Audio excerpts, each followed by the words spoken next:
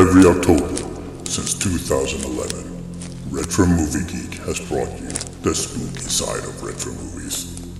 And this year is no different. So join us in our perilous search through darkened and abandoned basements for some perhaps less talked about horror movies from the 1980s. But remember, we spoil the hell out of every movie we cover, so consider yourself forewarned.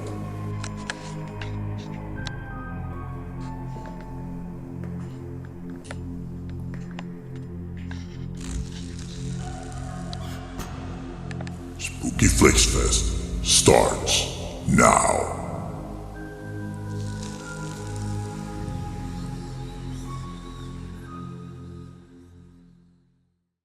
All right, so this is a bonus episode. It's a sort of a Terror in the Tube meets Haunted Davenport by way of Spooky Flix Fest sort of bonus. And we are talking He Knows You're Alone from 1980. And I am Gilman Joel, of course, joined, as always, by Pumpkinhead Peter. I have a synopsis, too. You do. And the Horror Unicorn, a.k.a. Allison. Hello. And now, Drew, do you have like a spooky name? I don't remember if you have a spooky name. I mean, I think we went over this the last time I was on. It's been years. Dr. U. Dr. U. Dr. U. That's perfect. Yeah. As long as you're okay with it. AKA Drew. And we are the ghost of the Haunted Davenport podcast. That's right. The one and only Drew is here, which I'm stoked about. That was a surprise for us. We were not expecting that. So if you're, well, obviously you'll be watching this because it's one of the bonus episodes. It's the only way it's available is YouTube. As you can see, Allison has her awesome Halloween setup. I feel like I'm trying to make a motion to it. The pointing thing, we're still learning that after about a year of this. So, we're doing, we will not spend any time. We'll not waste any time. We're going to give us a bonus for Spooky Flix Fest 2024. And we are covering He Knows You're Alone from 1980, which I feel like is a title everybody's heard, right? Probably. But I will give away that I'm going to say at least 50% of the panel here today, this is their first time seeing it. That's what I'm going to say. So, Allison, this is one you wanted to do. Yes, it is. So tell us why. What is it about this movie? Was Peter gonna do a synopsis? Oh, okay. We'll do a synopsis first. We're gonna do real quick, just so we know what it is. We're gonna because I found on the back of a VHS. All right, perfect. All right, nice. So wait here, Peter, for you. There you go, Peter's. Let's see. Here's one film you definitely shouldn't watch alone. Filled with suspense and more than a few hair-raising twists, He Knows You're Alone is a tour de force of sheer terror, a chilling experience. Set in a small New York suburb, the story centers on a young bride-to-be who becomes convinced that someone is following her. Repeatedly, she catches glimpses of a tall, gaunt figure carrying a butcher's knife. Does he really all the time? No, I don't think so. Her friends, walking around town. Her friends assume she is merely suffering from a case of prenuptial jitters until, one by one, they discover the grisly truth for themselves. Capped by a breathless chase and a truly shocking last-minute surprise, He Knows You're Alone is one of those rare quality horror films which really delivers. Just one last word of caution. Be prepared for the unexpected. You'll never guess what's waiting just around the corner. I love copywriters. They make me laugh. Yeah, that's not the most accurate synopsis ever. But it is fun. So basically what this is, if you haven't seen it, and we're not doing spoilers, right? Because we're going it short and sweet. Yes, we are. I mean, if you need, okay, here. You kind of need to. It's spoilery. So some spoilers, be warned.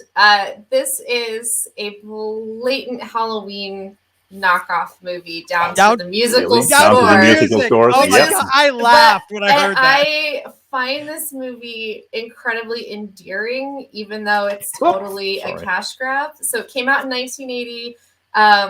It's notable for several things. It's Tom Hanks' first movie, I'm pretty sure. Yep. He's in the also slasher Audrey Griswold's first. Okay, Mhm. cool. So yeah, so it's like there's a lot of recognizable faces in this, but one of the things I find remarkable about this movie is the opening sequence. It takes place, you're watching an urban legend style Classic horror campfire. movie in a theater, and then it pans out to two women in the audience watching. One is not into horror, she's getting creeped out.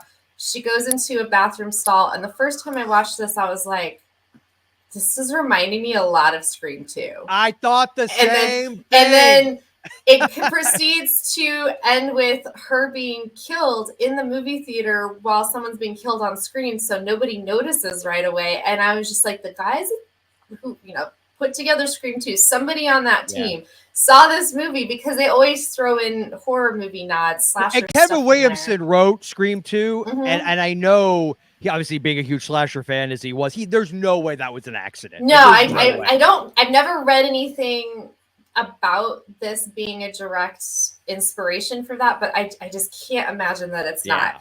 Had And to be. then there's really there's fun stories about Tom Hanks being in this, because I've seen in interviews and some horror documentaries where they said, he came in and he was very charismatic and everything, and they really liked him. And I think it was around the time he got the show Bosom Buddies, and so it was like a limited amount of time that they could have him. And then I've heard some people say that he doesn't die in this because he was too charming, which I don't buy. I don't buy that either. You're not that charming. No, he's really not. He has a memorable part, but he's kind of a jerk. He's kind of a smartass, but it's fine because he's totally like that. But as a person, he's charming. Yes. So there could be never the met chance him, that they so were I just don't like, know. oh, My we don't son, wanna kill Tom is so Tom. sweet. I don't want to kill Tom. Well, if I had been the director and I had foreseen the outcome of You've Got Mail, I would have offed him in the first 5 minutes. But that's okay. for Ouch. Yeah, man. He has it coming. Burn much. Wow. So anyway, All but right. he's really fun to see in this. But the thing I really like about this is it's so quirky and weird. Like there's all these weird background characters, and I've seen this so many times because I love this movie. There's like these weird ladies in the background of a scene in an ice cream parlor that are like judging the main character and commenting on what's going on while they're like slurping their melted ice cream in a banana boat.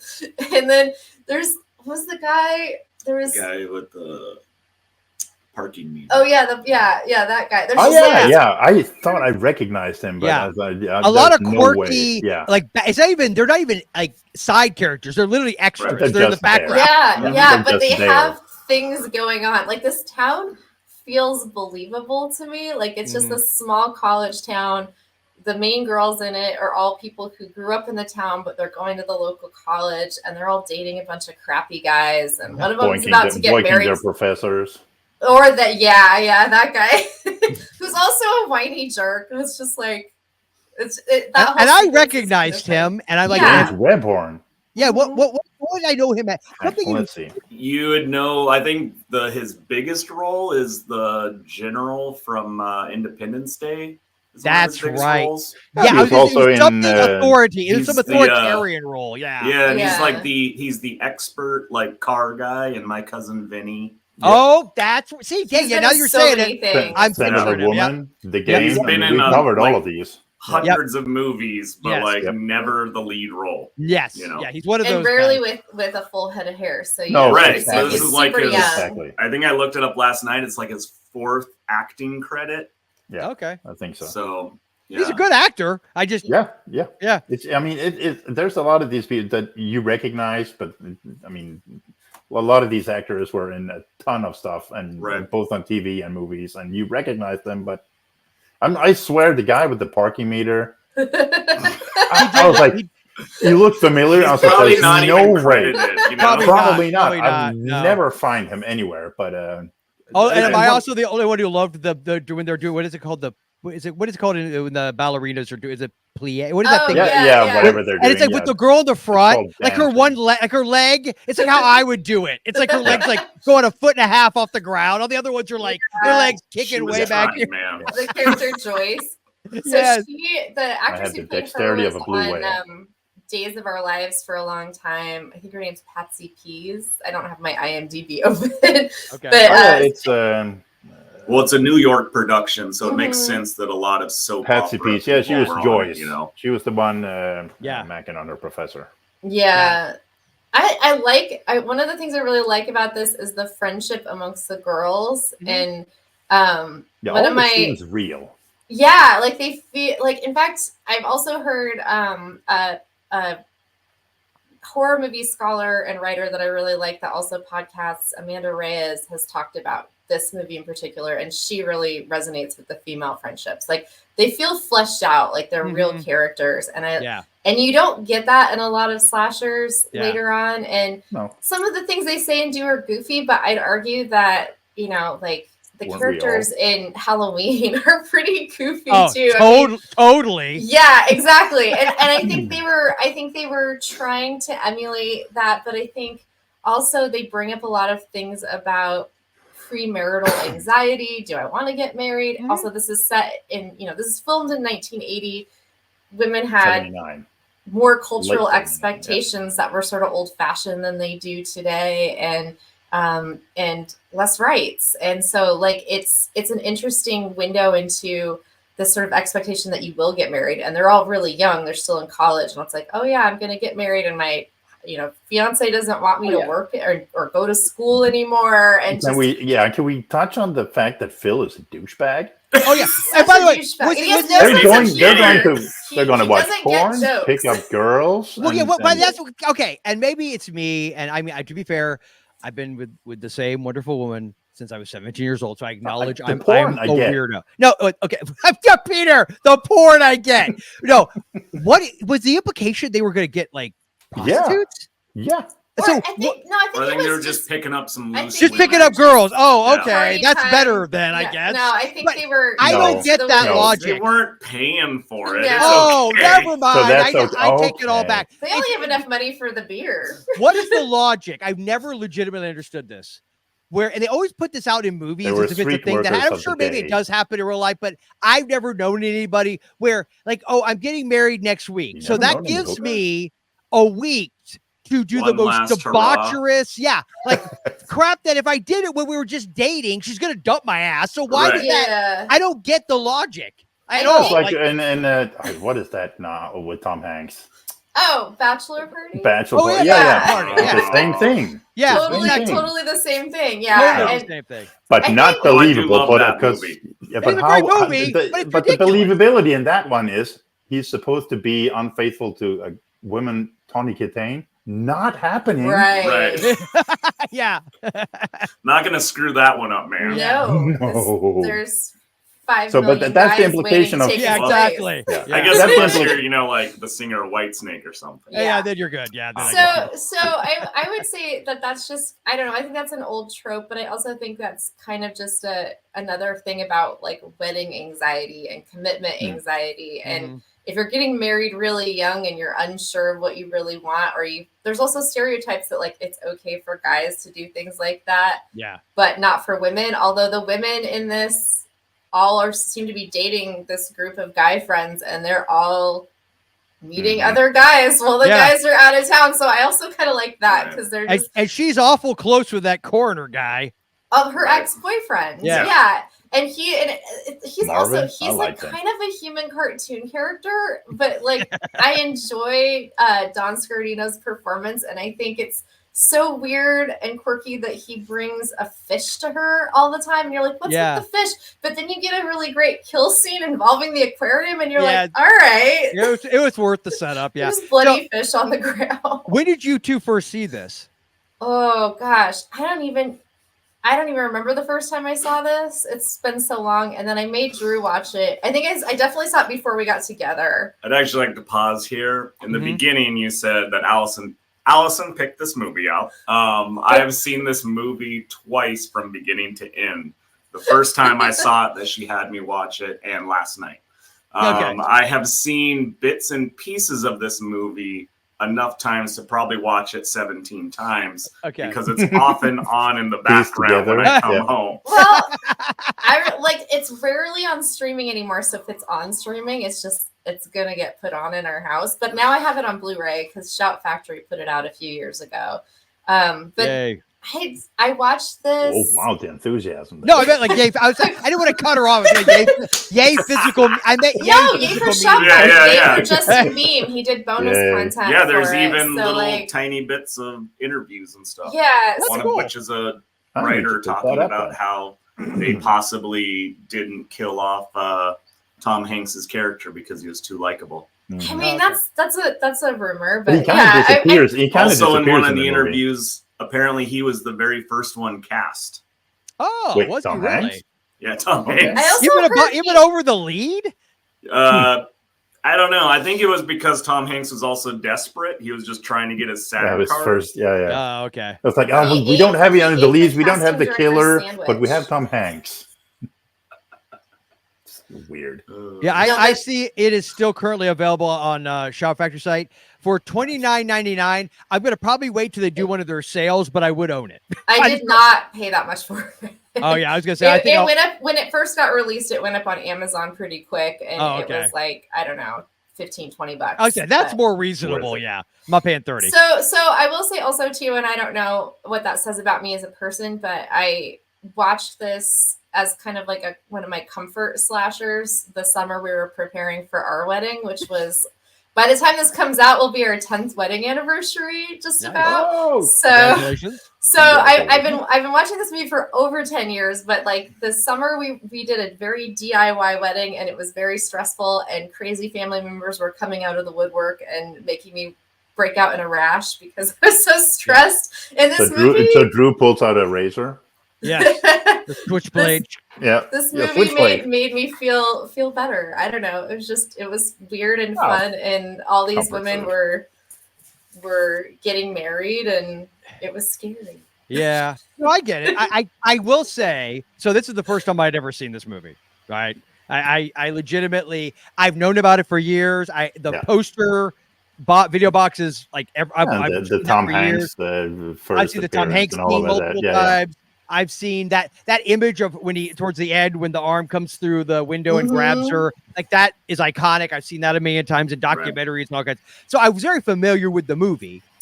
I always wanted to see it. So I'm glad you did this because it's one of those like off the checkbox. You know, okay, now it's something he knows you're allowed. So the things I liked about it, I love the look and the feel. Like Yes. it has that autumnal vibe to it. It's cool and I crisp and think this is a Christmas movie.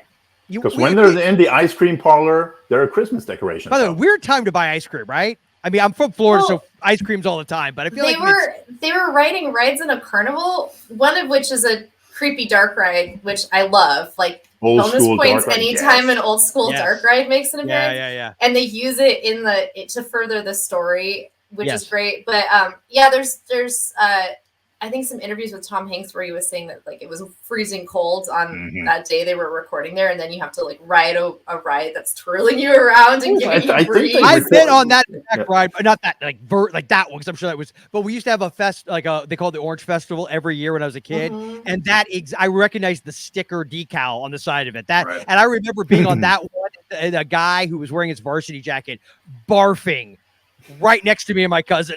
He was just- Nice. Well, I think one of the producers of the film, I guess, knew the people who owned the amusement park, so they were able to film there. And Oh, I that's think cool. it's in New Okay. Jersey somewhere. Yeah, that's So- cool. I love whenever I see like that's why I love Ghoulies 2 so much. Carnivals, Yes. Yeah. sideshows. And old Like, old all school that scary stuff. rides. Are just I love that. It amazing. immediately bumps it up for me. I love it. So I love the look, the feel, the ambience. I like the cast. It was super cool. I just know like what was the main actress's name? I'm sorry. It's Oh, That is Caitlin O'Heaney. okay, yeah. played Amy. I thought she was really good. I don't know that Mhm. she's done too much else that I could think of, but she looks familiar. And maybe it's just She because has. I've seen her face on the poster. Her other big claim to fame is this like very short run TV show from the 80s that's it's What's it a Indiana Jones ripoff. Oh, like right. Tales called of the Gold Monkey. Golden Oh my! Monkey. Oh, you know who loves that? My buddy Jason Grooms. He was the one that Yeah. actually first told me about that show. Yeah, Yeah, That- it's a pretty and fun after- show. It's, Yeah, but it's after you learn that very Stephen- campy. Yeah, Okay. but we watched it all the time. But after you found out that Stephen Collins actually molested young girls, it's kind of Ooh. has a bitter taste. No. yeah. Yeah, that and Seventh All Heaven. right. Yeah. Oh, It was a cool show when you watched it. Yeah. Right. Okay. Yeah, It so was a also, gold monkey. hey, she was in 3 O'Clock High, which I freaking love, and I think I know Yes, who she was. Yeah. Yes, she was a teacher, Miss Farmer. Yeah. I think she was a teacher. Have you ever seen 3 O'Clock High with No. Casey Jamasco or however Jamasco, the guy from Young Guns and oh yeah, like that other 80s stuff. yeah. You need to watch. You guys would love. It's a really cool movie. You would love. No, I'm telling you, Okay. you two would love it. It's very 80s, like it's like 80s indie kind of vibes, and like just the whole subject matter. Yeah, that poor guy having and it's really full creatively anxiety shot. attacks trying to get out of that. Oh yeah, fight. because the whole point is the Buddy Revell, the bully, wants to beat the crap out of the main kid, Casey. And you'll recognize him the second you see him. You'll recognize him the second you see him. Storm of the Century, if you remember that Stephen King miniseries, he was in that. He's been in a ton of stuff. But yeah, no. So that's what I recognized her from as well. But anyway, I thought the cast was great. I love the look, the feel. I love the amusement park. I appreciated how flagrantly it ripped off Halloween. Like it was so the musical too. Every time you saw the killer, it was like Halloween. What comes out? This movie I looked it up. I mean, that synopsis was a ripoff of Halloween. Oh, it was totally. So it came out 2 to 3 months before Friday the 13th did. So it beat Friday the 13th to market in that regard, but which is also considered a Halloween ripoff. But I'll say this: at least with Friday the 13th, because they set it in like a totally different environment, and it's got a different feel, and they also push the envelope a little bit more with the violence. It feels good. I never think of those two as the same. I get that it was inspired by, but I never. This movie, there's no way you watch this and don't think, oh my. It's like Offerings. If you've ever seen Offerings, it's a very low budget mid 80s Halloween ripoff. It's the one, the famous poster where it's like the box. It's a close up of a present with hands and the blood is dripping out of the box. I think I love it. It's super low budget, super cheap, and it is like almost at times shot for shot ripping Halloween off. There's no way when you watch this and you hear the musical score when the killer, it's no way you're not gonna think, no, that's not. Is that Michael Myers? My biggest knock on this movie, if I'm just being honest, is the whole like the motive of the killer. Not that she's getting married and having the jitters. And if you want to use that theme, the idea of cold feet, getting cold feet, both marriage and death, like you could have totally played that up still without that being his motivation. It's weird. Like that's his driving. I kill brides to be. It's like, why? Like if he had something about that particular wedding party, he also doesn't just kill brides to be. He kills everybody. Everybody. Yeah, everybody. Which is fine. Surrounded by. Awesome. No, I agree with you. I definitely think you could poke so many holes in the whys and hows of the story. Yeah, even when you get to the ending of the movie, it makes kind of. And I will say this as an actor who unfortunately he passed away when he was like 40 years old. It really sucks. But he had like his eyes were very expressive and creepy. But here's the thing: they show his eyes like almost from the jump, like when you mentioned that movie theater scene. Which, by the way, was that like the easiest death ever? Like you poke somebody in the back. I think it would hurt, but I don't think you would immediately go, oh. It's funny because the cops were debating it in like the aftermath scene, where they're like, "Wow, he did that," and the other one's like, "No, it's not that hard." Yeah, these are the same cops. What? These are the same. Which, by the way, that was it was oh my god! You mess with the bull, you get the horn. Yeah, with the horn. And Dwayne, whatever the heck, from Die Hard, he's the douchebag cop in charge with Sergeant Al Powell. Everybody, remember Dwayne? Oh, you mean Paul Gleason? Yeah, Paul Gleason. Thank you. I was trying to find that. He was also Morgan Stewart's Coming Home, which I have a special love for. Trading Places, Arthur, and no one else Die does. Hard, but Miami Blues. But I will say this. So it was cool. Again, he was cool. But the other cop who, towards the end of the movie, said, "Did he ask where the coroner's office Detective was?" Len Gamble. That wouldn't you know that as a cop where the hell the coroner's office? He's from out of town. Oh, was that what it was? Yeah. I missed that because he's following this. He's the Donald Pleasance character. That's true. I detract that criticism because you are correct. I forgot about that. All right. And he's also a douchebag. Yeah, and he's also a douche at the end. Going back to that comment, where's the coroner? Yada yada yada. Is when he calls in And, he says this woman's like, oh, we just got a call from someone by that name from the coroner saying someone's trying to kill her. Yeah. And it's like, shouldn't you already have a cop going to this place where the woman's like, there's somebody trying to kill me? You want to? Oh, good thing you called about that. That's nice, lady. yeah, exactly. Good point. But nobody believes her about anything throughout the whole movie. It's very much that trope, so oftentimes like a kid, right, where the kid, nobody believes them that the monster's there. Blah blah. It's that idea. And even that happens in Halloween. It's like, oh, it's the boogeyman. That's not a real thing, right? It's funny because Drew was this last night. Our most recent watch had been a little while since we watched this, and Drew was like, nobody believes her. Like none of the men believe her. Nope. And also, every guy in this town is leering at her creepily. And I was like, yeah, that's realistic. Both those things. Yeah. Especially in 1979 or 1980. Yeah, yeah. The sexual revolution gave guys a good cover. They could be like, "Oh, I'm a very progressive guy," as I'm assaulting you and doing horrible crap. I'm way to be openly creepy. I can be openly creepy. But I liked all that. I will say though, the marriage thing was weird as a motive for the killer. Also. What I was going to say was showing his face and his eye. Well, hold on. Showing his eyes. I could, though, to be fair, this movie is at the beginning sort of that cycle of Halloween knockoffs and the beginning of the slasher boom. But I find killers where you see the killer or you know who it is straight out like that with no mask. It humanizes them to a point where they're not as scary to me. Like it's something about Michael's scary because he's so blank. Did you ever see New Year's Evil? Because I've never seen New Year's Evil. I have a similar issue with the killer in that. Yeah, and just And there's some movies that did that. Like with Black Christmas, he's not wearing a mask, but again, you only get glimpses, and when you do see his eye, it looks so just insane. You're like, ugh, And I think that. But this guy had some good expressive eyes, but because you see his whole face, and it's clear and it's broad daylight. I just felt like, on one level, it's like, okay, he probably would blend better, right? Because he's not like Michael walking around. Wait, hang on, using a big word. It demystifies the killer a bit. Yeah, it ruins that quality that makes you feel like, oh, I know there's a person under there, but he ain't acting like a person. So those are my two biggest pieces. And if I'm really being honest, it does drag like heavily in some parts. You're like, okay, buddy, let's get to the point here. Okay. Well, to be fair, the chase scene. If we just get into that when they're in the morgue and running around, that is. It goes on a minute. It goes on for a minute.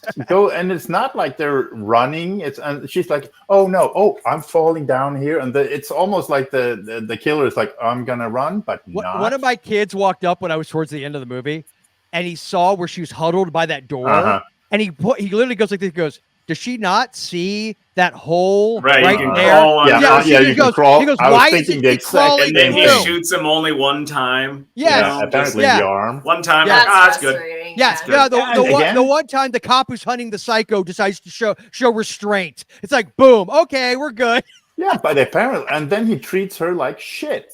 She's distressed. Just get out of here. It's like, wait, what? Comfort her at least? Say it's all right or anything? Yeah, that's different. Like Dr. Loomis, even though he's obviously obsessed and a little wonky. Yeah, but this one is. He's like, go, okay. He's trying to handling the inner Donald Pleasance there. Oh yeah, yes. But that chase scene was weird. First of all, it was a long one, and it was almost like it was not in slow motion, but weirdly still in slow motion. So I don't know. It was weird, but yeah. So now, Peter, surprise everybody. When did you first see this movie? Since we never addressed that. Let's see now. It must have been yesterday. Peter's never seen this movie. I legit was surprised. Like this. Totally this is a movie you've known about for like the poster and the fact that Tom Hanks is in it, and you're looking at the poster. Is that Tom Hanks? No, it's not. And so no, it was the first time yesterday, and actually I really enjoyed this one, even though like Joel says it drags. Which it's far from perfect. I get, if I'm being honest, Allison, I get why you feel the way you do about it. Like I get that. Like it makes sense. I love the set. The whole 70s, 80s vibe, the look and feel, the clothes, the movies, everything about that look, and it makes sense because it was shot in the late 70s. So had it looked like anything else in the late 70s, that would have been weird. Yeah. I love But, late 70s stuff too. It's just Yeah. such a thing So, for me. Like that's one of the reasons I love the original Friday the 13th so much. It It just has that, yeah. that aesthetic. late 70s vibe. Yes. And also the fact that there's some really cool shots. There's one where we have what is her name? Nancy, when she's alone when she's smoking that's the great weed. I love that scene so much. Yeah. You're in the kitchen and you kind of show her like to the side of the screen, and in the middle there are 5 knives. I was like, there's going to be one missing. She goes away, I thought the back, same thing. Yep. bingo. Yeah, that was great. And it ends up with her head in a fish tank. She takes a shower and you think, oh, she's gonna get it in the shower, and then she comes out of the shower. It felt like Psycho. Yeah. She puts on unnecessary nude scene. She puts on her headphones. Nudity. I mean, some people might thought it was necessary. So it was 1980. You had to sell tickets somehow. She smokes a joint and has a glass of wine, and she's listening to her, 70s sort of jazz, nondescript jazz music that they would always play in movies like this. It's 70s easy listening, which I'm down for. And I think she's having such a nice moment. And then she's like a little high and she's looking at the fish tank.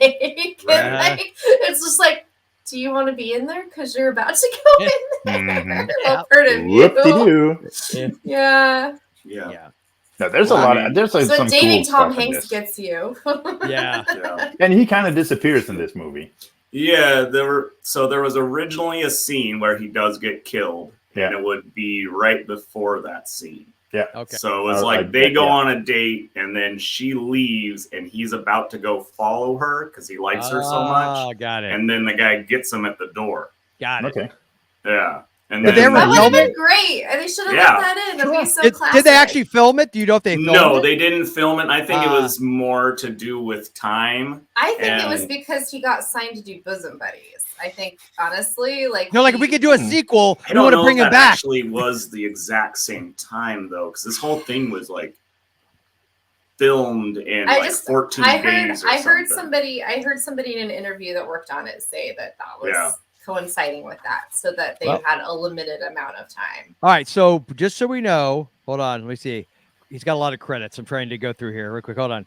Bosom Buddies. He Knows You're Alone. It's the very first thing, 1980. Bosom Buddies. He did one episode of Love Boat, and then Bosom Buddies, 1980 he's a to 1982. guy in Love Boat. Remember? Oh yeah, I've seen that episode. He plays like a jerk. And the character is Rick Martin. And then in 1982 he does Mazes and Monsters, which is technically a made-for-TV movie. That's so, true. It could go on our list for Terror on the TV. Here's my theory. I think because this was filmed in '79, and they would now he could have gotten the gig for Bosom Buddies, but nobody knows he's going to go on to become Tom Hanks, right? Well, I think it's kind of like what Drew said. It's a time issue. Yeah. So time and monetary and all that. So money for sure. But 2020 vision in the back, it's like everyone's like, it's Tom Hanks's first movie. Course, so this is put him on the box. You should have offed him. Yeah, exactly. I'm surprised that there has to be somewhere somebody made a box with him on it. That happened, right? Oh yeah, probably. Yeah. And also, it's one of the first that Dana Barron was in. Yep. The kid's sister who plays Audrey. That's what I said, Audrey Griswold. Yeah. Yep, I recognized her. Yep. And she was actually pretty good in this one. I thought she was really kind like her in this. Yeah, I thought she was going to be, like the kid actor first gig. You kind of don't. But she was really good in this. Yeah. Yep. She's really cute. She has a scene. They have a bachelorette party, and the next morning everyone's very hungover, and she comes into the kitchen. She's like, "I had too much cake." Right. Yeah. She's also hungover. She's also hungover. Yeah. A sugar hangover. Yeah, it's awesome. That's I love real, that. though. Yeah. It was very and let's talk about Marvin, the really good guy in this one, because he is just. Really good guy that's trying to break up a marriage. But sure. Yeah. By bringing goldfish. But even the guy that works in the wedding dress shop, he wants to break up his marriage. Yeah, apparently. Yeah. Yes. I think everybody knows what a douchebag the other guy is. Yeah. Right. So he was in that worm movie Squirm. If anybody ever saw that drive-in horror movie, Squirm. He's in that. Is he the main guy in Squirm? Because he looked familiar. Okay, I remember. He was also in Cruising. The one with Pacino. Pacino, yeah. Yeah, But he, Don, yeah. Don Scardino, when I heard his name first, I was like, wait a minute, didn't he? And yeah, he is a director too. He's directed a ton of stuff. Yeah. Oh, okay. Mostly I recognize TV the name. stuff, but I recognize the name for sure. All right, well, cool. So then, any final thoughts or comments about He Knows You're Alone?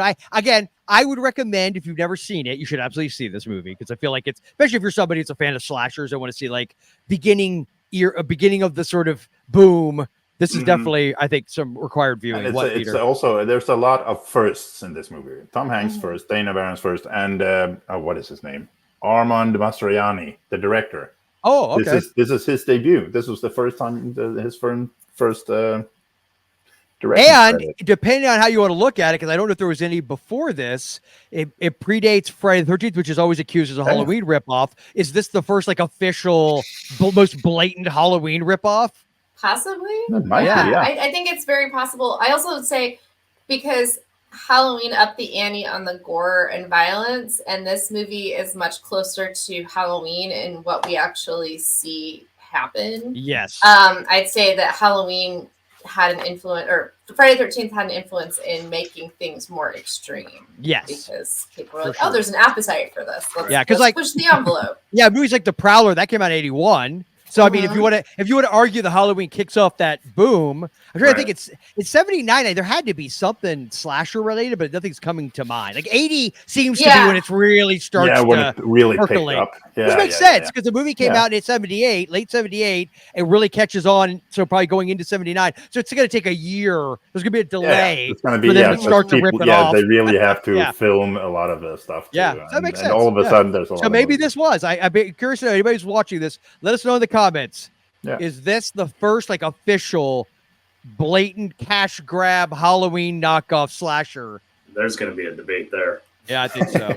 It's my favorite of the ones that are just blatant, like personally. But it's gonna be, if you want something more akin to post Friday the 13th gore and like just more and more kills, then you would probably struggle a little bit with this one. But if you want to kind of just see some of this origins, or you love that late 70s era of film in general, and that kind of cool, crisp fall going into winter time of year. It feels like I love that. I would have this on the background just for that.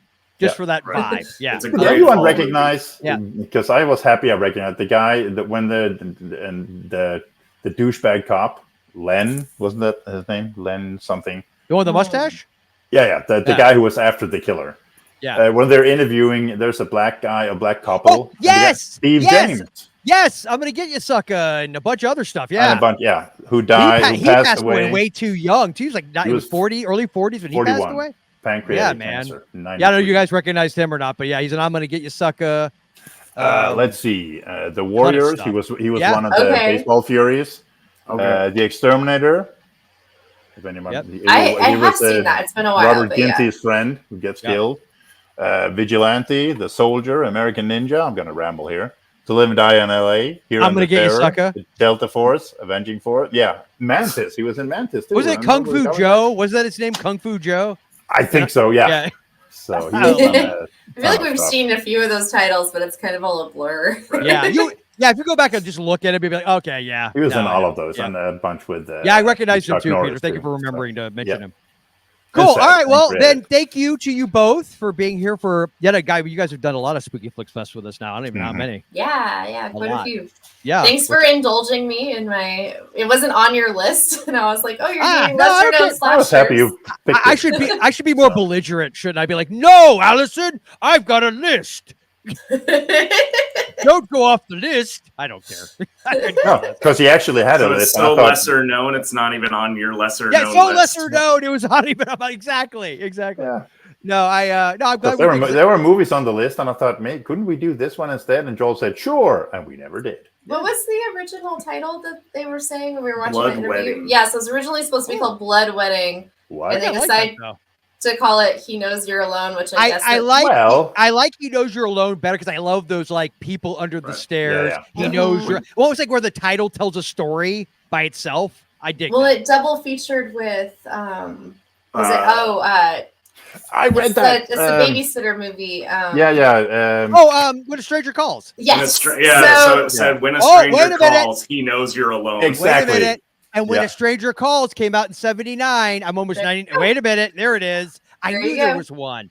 Yep. Yeah, like Drew said, that's a movie that has a great first half and a really draggy second half. And shows the killer too completely to where you're okay, it's not scary anymore. And I will say this, but see, was When a Stranger Calls, would you say that's a Halloween ripoff? I think it probably was.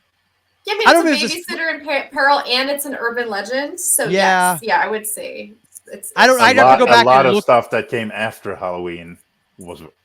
But I wonder, like, this was. But here's the thing: When a Stranger Calls came out in October '79, I'd like to do some research to find out, was it filming maybe before Halloween even came out? So it could be one of those, one of those things that just happens to be, that does happen. So, well, anyway, thank you, Drew. I'm so happy you could be here, along with Allison, of course. I'm happy Allison here, but it was an awesome surprise. So thank you. She lied to us and said you couldn't make it. And I'm happy. Here. That was a good lie. No, I didn't. What? I don't remember you lying, but I was just going to go with it. I said I will check with him and see if we can make it work. Peter's and then I probably never got back to you. Peter is very, very particular. Very strict. That is a lot. No, blatant lie.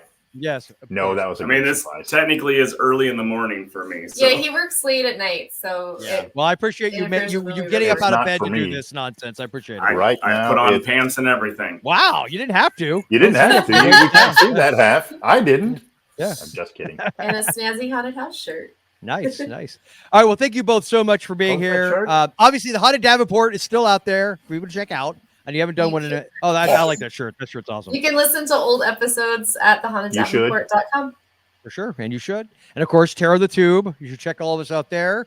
Wow. And I think, I guess until next time, any spooky final words? The outro will say it, I think, because I know what the outro is going to say. Okay, the outro will say the final words. And thank you for listening. Get all the spookiness you can handle this October by subscribing to Mom and Pop Video Shop on YouTube. You can also find Retro Movie Geek on Spotify, Apple, or wherever you dig up your podcasts. The eerie music you heard at the beginning and end of this episode was provided courtesy of Ed and Gavin and their band Midnight Syndicate. We want to thank them for the use of music from their album, The Brimstone Club. Want to sink your unkept and bloody claws into this and all of Midnight Syndicate's beautifully macabre music? Then go to midnightsyndicate.com. And remember, spooky is